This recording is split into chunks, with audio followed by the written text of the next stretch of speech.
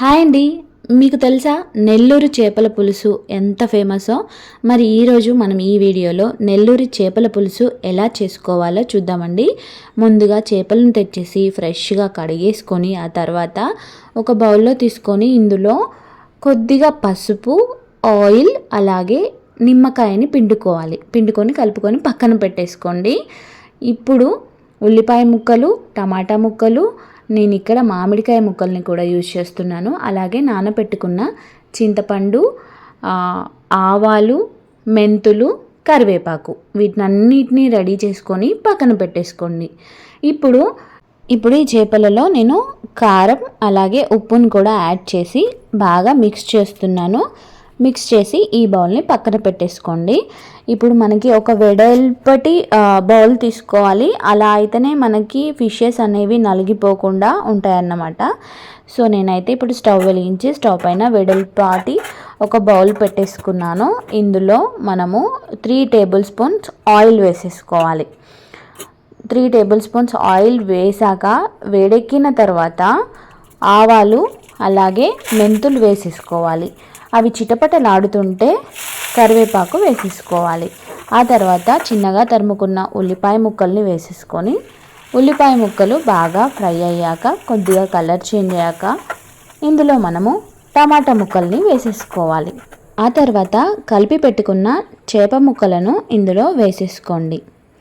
So నేను ఇప్పుడు వీడియోలో చూపెట్టిన ప్రకారం ఇలా ఒకదాని తర్వాత ఒకటి వేసేసుకోండి. ఒక 10 నిమిషాలు మూత పెట్టేసుకోండి. 10 నిమిషాల తర్వాత మూత ఓపెన్ చేసి ఇందులో మనం ముందుగా నానబెట్టుకున్న చింతపండు రసాన్ని ఇందులో వేసేయండి. ఇప్పుడు గరిటెతో కొద్దిగా కదపండి. మరీ బాగా కలపకండి. కొద్దిగా స్పూన్తో ఇలా కలపండి.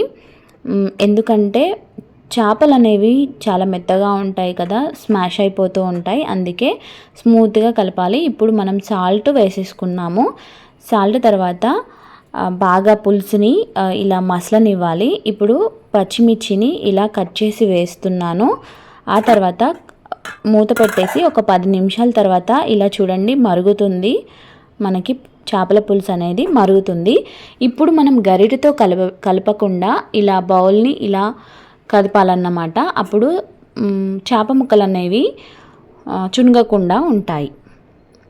ఇప్పుడు ఇందులో మనం ఆవాలు అలాగే మెంతులు కలిపి వేయించుకొని కొద్దిగా పౌడర్ చేసి పెట్టుకుంటాం కదా, సో ఆ పొడిని ఇందులో వేస్తున్నాను. చేపల పులుసుకి ఇది చాలా అవసరం అండి. దీనివల్ల టేస్ట్ కూడా చాలా బాగుంటుంది. సో నేను ఇప్పుడు ఆవాలు మెంతులు కలిపిన పౌడర్ని వేస్తున్నాను. చేపల పులుసు ఆల్మోస్ట్ రెడీ అయిపోయిందండి. ఇప్పుడు కొత్తిమీరని చల్లేసుకొని ఆ తర్వాత ముందుగా కట్ చేసి పెట్టుకున్న